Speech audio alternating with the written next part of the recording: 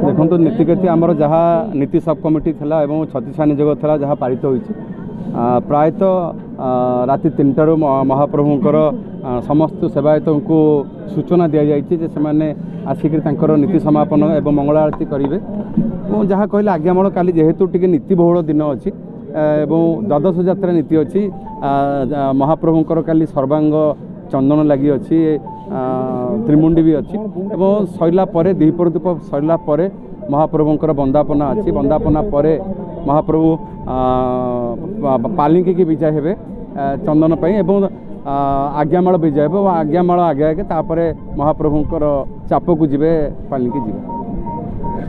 आज अरिजित पसायत आज दर्शन विशिष्ट रत्नभंडार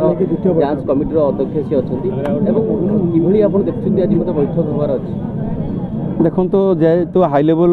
गोटे कमिटी गठन करा जाइथला एवं सरकारी स्तर में तो से मीटिंग यार तो यहाँ द्वितीय बैठक होची एवं निश्चित किसी पॉजिटिव हम बोली मोर आशा एवं विश्वास आमर भी कमिटी मेंबर से भी 3 जन अच्छा अन्य कमिटी मेंबर भी अच्छा 2टा बेले बर्तमान बैठक आरंभ हो निश्चित किसी पॉजिटिव हो मोर आशा विश्वास।